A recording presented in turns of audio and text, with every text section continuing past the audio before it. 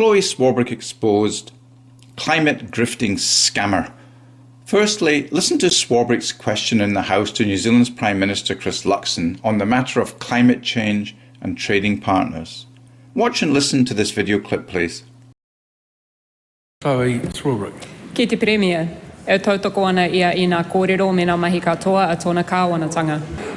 Has he requested any advice or assurances that his government's $200 million subsidy for new oil and gas exploration is or is not in breach of our free trade agreements? What is the Prime Minister's response to concerns that have been raised over the past year by independent King's Council advice and Lawyers for Climate Action just this week that the government's climate policy changes risk our country breaching free trade agreements? Just trust me, bro. Just trust me, bro. I'm confident we're meeting our obligations, but I'm a bit confused by that question. I couldn't hear it over the quacking from the other side. Will the Prime Minister seek any assurances whatsoever from independent advice or from his own officials that his government's policies are or are not in breach of our free trade agreements? I'm confident we're meeting our obligations. Bro.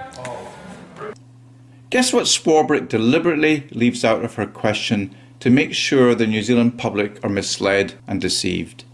Let's dive deeper.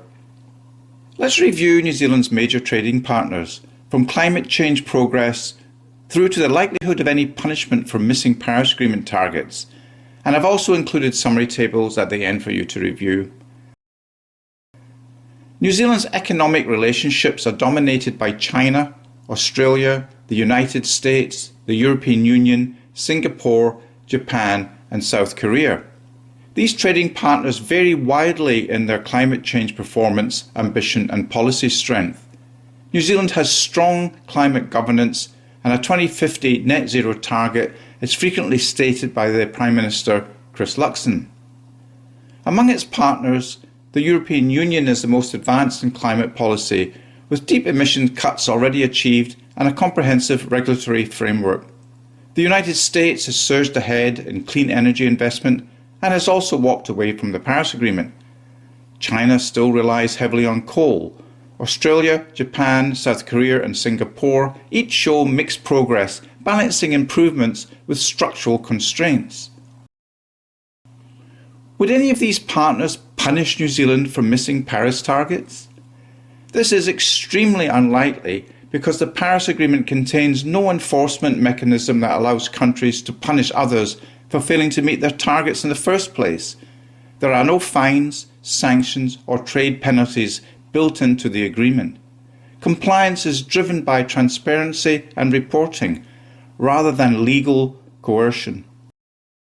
The risk to New Zealand is not fear of sanctions, but the danger of falling behind in a world where climate performance is becoming a core component of competitiveness and trust.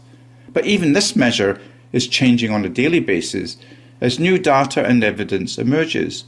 Reference Chlöe Swarbrick destroyed by climate data and evidence.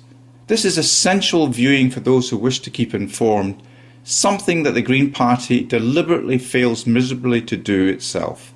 The link's in the description. The US actually withdrew from the Paris Agreement, demonstrating that countries or powers can significantly deviate from or change their climate change strategies with insignificant consequences. Swarbrick conveniently neglects to mention such facts.